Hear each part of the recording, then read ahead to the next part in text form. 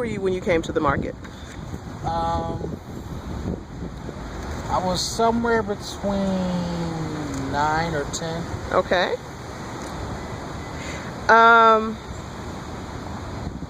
What did you think at that age of the market? At the time, I just felt like it, probably was a crappy old place where a bunch of old people would go to, I guess, to be happy and to enjoy themselves. But as time developed, as I started to come out here more often and often, it started to turn into a life-changing experience for me. What is your name? William McDougle. Mm-hmm. What's your brother's name? Alton McDougle. What kept you coming back to the market? What was the initial impetus for a 9-year-old little boy to come to the market? Was it candid? Food? Initially, it was the money. Okay. How was money involved in a 9-year-old coming to the market? Well, it started off with me reintroducing myself to my ex-6th grade teacher, Joe Szymanski. Okay. He called me up one day, said he needed help setting up. I came out. What did Joe Szymanski teach you? He taught me social studies. Okay. And who is Joe Szymanski? Joe Szymanski is a vendor at the Eastern Market. What does he then sell or create? He sells photography. Okay. He's a photographer. Okay. Go ahead. So he called you up? So he called me up, said basically he needed help setting up the stand, and if I would come out and help him, he would pay me a few bucks. What school were you going to? I was going to Lincoln Multicultural. And where's that? That's in Northwest DC. Okay. So you were getting a few bucks to come out to the market? Yes, ma'am. Okay. Getting a few dollars. We would come out, me and Alton will come out, we'll help him set up. Did he buy you lunch? He bought us lunch. Oh, okay. So you got free food, and some dollars in your pocket. And you were 9 years old. 9 years old. That was so sweet, wasn't it? Yeah.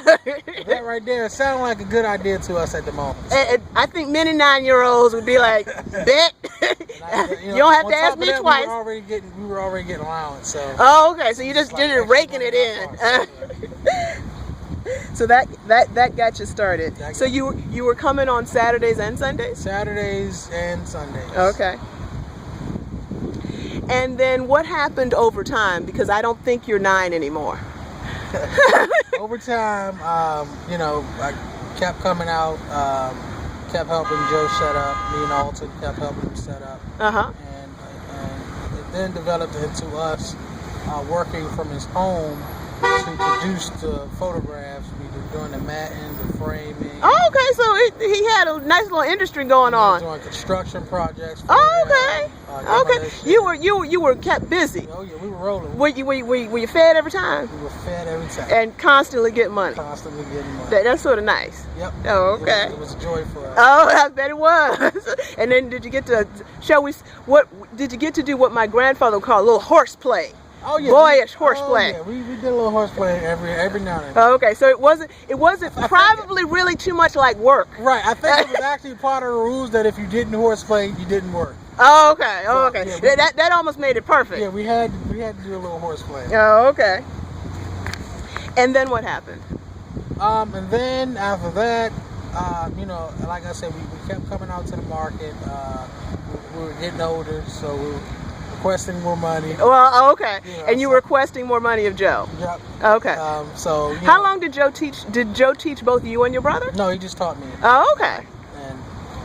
And I did not know that. Why Alton got the job was because I recruited him. Oh, okay. Because Alton is your younger brother. Right. Oh, okay. So, okay. We got older and started requesting more money. And did Mr. Szymanski was he agreeable with the more requests? About it. He was pretty pleasant. I think at that point he was saying something about no more free food. Oh man! If it's a bigger dollar amount, no more free food. Oh, okay. The rate at which we were paid, we were fine with the free food. Okay. So. Are you a native DC person? I'm a 25-year native Washingtonian. Okay. And where are you from? Southeast DC. Okay. What part? Well, actually, let me tell you, I'm from a little bit of both. Okay. A little bit everywhere. Oh, okay. Okay. I live northeast, southeast, northwest. Okay. Where were you living when you met Joe? When we met Joe, we were living in Northwest DC, where he was teaching. Okay. And how old are you now? 25. Okay. So you started at 9 and now you're 25. 25 years old. Oh, okay. That's a good thing. You've probably seen a lot of stuff at the market. I have indeed. What are some of the more interesting things? Because you've been here as a child, and my recollection of you and your brother as a child are sort of two little, rambunctious boys around Joe, and just sort of sometimes what are some of the more interesting things you've seen at the market? Some of the more interesting things I've seen, and probably not a good thing, was the fire at the market. Okay. What did you think about it? I thought it was, a bad thing for the market that the fire happened, because it did it affect you? It didn't necessarily affect me, but in a sense it did, because it displaced a lot of our vendors. And when that happened, the city came in and kind of took control over what the management at the Easter market was already controlling. So, mentioning the management, let's go back. So you came here as a 9-year-old, working for Joe Szymanski, and you brought your baby brother in, and now you're 25 years old, and I noticed that you are not working for Szymanski. Your brother still is. Correct. So how did all of that happen? Going back, like I said, as kids, everybody sort of knew. All the kids of the Eastern market knew. So there were other kids here too. I remember you all. You all were horrible. So y'all ran around, were having fun, eating food. We would play ball on Hines Court. Yes. Sometimes you would play ball a little bit. Yeah, a little bit. Yes, and at the post. Oh yeah. Under somebody's tent. Yeah, y'all would throw it back and forth. Do it all. Yeah. Okay. So anyway, probably broke a lot of rules during that time span. I never could imagine 9-year-olds breaking rules, especially little boys. Oh no. So what happened in the time you were working for Szymanski? Now you're not. Where are you working now? I'm working for Tom Rall. Oh, okay. And how did that take place? I built a friendship with his son Brady Rall, who was another market kid. How long have you known Brady? Somewhere since I was 9, so somewhere around 12, 13 years. Let's take a break here and let's talk about you and Brady. Are y'all friends? Yes. Brady is actually the godfather of my child. Oh, okay. What do you think about Brady Rall? Brady is a great, bright student. He attended VCU, got his degree in foreign studies. He's in Jamaica right now on a wild mountainous project. But what do you personally think of man to man? Because now y'all both grown. I think he's a great man. Okay. He has a great heart, just like his father. He's bright. He's brilliant. He's got a lot ahead of him. What did you say to me about Brady? What do you consider Brady to be to you? Great. Do you consider him one of your brothers? Oh yeah. He's like a brother from another mother. Oh, good. So you built up a relationship with Brady, and I think this was also around horseplay and eating. Yeah. And through Brady, you met whom? Tom Rall. Oh, okay. I got a lot of free meals. From Tom. Oh, yes. And that really worked, didn't it? Yeah, during that time, so it was when my meal selection was being cut by Joe. Oh, okay. So Tom picked up the slack. Oh, okay. And I take it you weren't like trying to diet. No. Oh, okay. Yeah, y'all were like, okay, we can get 2 hamburgers. Oh, that's cool. Full of anything. With French fries. Exactly. So how did Tom decide to hire, the child? Well, initially, he hired me to work with Brady. Okay. To help Brady pack up and break down. Okay. And this is Tom's stand. Yeah. And what does Tom sell? Tom sells lantern slides, stereo views, pottery, maps. And explain, who is Tom Rall? Tom Rall was was the former manager of Market 5, or the Sunday Flea Market. And how big was that? It's pretty huge. Oh, okay. They managed over 250 vendors each Sunday. Oh, okay. So it was a huge market. Oh, okay. But you were specifically hired to work with Tom's stuff. Right. I was specifically hired to be a sales rep for Tom and not break anything. Not break. Of course, along the way. Yes. Piece here, piece there. Yes. But, how long have you been working with Tom? I started working with Tom in 2000 and what was the fire? 2007. The fire was 07. Mm-hmm. So I was working for Tom since 2005, since I graduated from high school. Oh, okay. But before that, you weren't. You were still working with Joe back and forth. Sort of, kind of helping him. Well, there was free meals involved. Yeah. But in terms of getting a certain kind of paycheck. Yeah, I wasn't. Oh, okay. But you will definitely get some free food. Yeah. Oh, okay. Good. And now what do you do with Tom?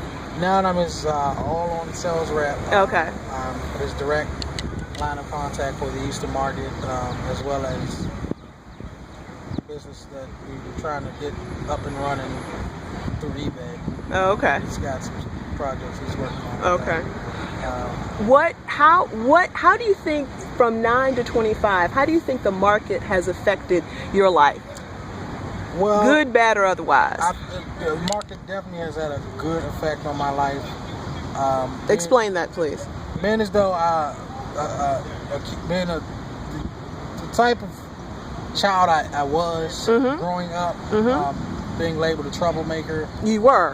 Yeah. Oh, okay. Being labeled a troublemaker all throughout middle school. Who labeled you a troublemaker? My parents. Oh. Some people, they say I do some bad things. Were you slightly hard-headed? Yeah, I might have had a little hearing problem. Oh, okay. A little hearing problem. Oh, okay. But, and somehow being here sort of helped iron that out. Yeah, it was like an incentive for me. It gave me something to look forward to every weekend. Okay. Knowing that if I didn't do what I was supposed to do in school, that I wouldn't be able to come out here and work for Tom or work for Joe. And you could because you enjoyed it that much. Because there was a lot of playing involved. But yeah, it definitely did have a great effect on my life. Okay. I do believe if I hadn't come here and hadn't stayed here as long and learned as much as I learned, that I could have possibly been down a horrible path. Oh, okay. Given the city, the history of the city, okay, the children of the District of Columbia, the high school dropout rate, the middle school dropout rate. Because you finished high school. Right. Okay. Finished high school. Okay. Enrolled in college. Okay. Are you still going to college? Yeah. I'm on a vacation right now. I had my son a year ago. So okay. Giving my fiance time to get her school stuff done first. Oh, okay. Okay. And let's go back. So what do you think of both Joe Szymanski and Tom Rall? I think Joe Szymanski is a great person. He has a kind heart. Oh, okay. Tom Rall is what I would consider a brother. Oh, okay. Yeah, he's not. I don't know if I can say this on camera, but go ahead, say it. He ain't white to me. Oh, okay. He's a brother. No, but just speaking, What do you mean by that? He's okay. Being as though this whole racial situation. I mean, you come from around the way. Right. I come from around the way. When you say that, I understand what you mean, but you need to explain it to people. I come from a place where, a lot of white people don't do good things for black people. He's one of the exceptions. He does a great deal for not only black people, but for every race that he's encountered. And that, truly, people would consider white people to do. Oh, okay. He's done a lot. Okay. So I wouldn't consider. And this is in your experience? Yes. Okay. So, I wouldn't consider him. I mean, just look at the storms we had about 3 years ago. Where it destroyed nearly 40% of the market's people's inventory, and tore through tents and stuff like that. And he offered everybody $2,000 and $3,000 loans. Everybody doesn't do that. That doesn't come from everybody. But he had kind enough heart, and enough money to unfortunately be able to do that for people. So that is a good thing. that's one of his gooder deeds that he's been able to pull off. Yeah, I think you're one too. Yeah. So you like the effect that being at both the Arts and Crafts Festival at Eastern Market and the Flea Market at Eastern Market. What do you think now? How do you feel now, all these years on? What keeps you coming back? Now it's just the people. Okay. I enjoy being around the people here at Eastern Market. They give me a lot to talk about. Okay. A lot to look forward to every week. Okay. What kind of people have you met here at the Flea Market at Eastern Market? Whole variety. We got Honduras families here. We got Tibetan families here. We got Jewish families here. We've got tons of families here. And it's interesting to meet them. Yeah, it's just, everybody here hustles. They're hungry for money, so they kind of grind it out. And it's interesting to know that, there are tons of people here who do that. Okay. Doesn't happen. They come here to make a living. Yeah, right. And they come here from all over the world. Here in DC, and they specifically come here to the Eastern Market. So. The last piece, is there anything you want to say? Because you had started to talk about the city taking over. You've talked about, sort of coming from around the way. Is there anything that, if you wanted to put it out there about your experience or just about you or about whatever, what would that be? It would be that it's a great experience here at the Eastern Market. And speaking on my terms, it's been a ride, a good ride. Okay. And I would just like to say that I'm happy where I am now, and having the market as a part of me growing up has been a good experience. And if I had to do it all over again, I would. I would definitely do it all over again and meet the same people that I've met, and everybody's been a part of contributing to my life, and it's been a good experience so far. Thank you very much.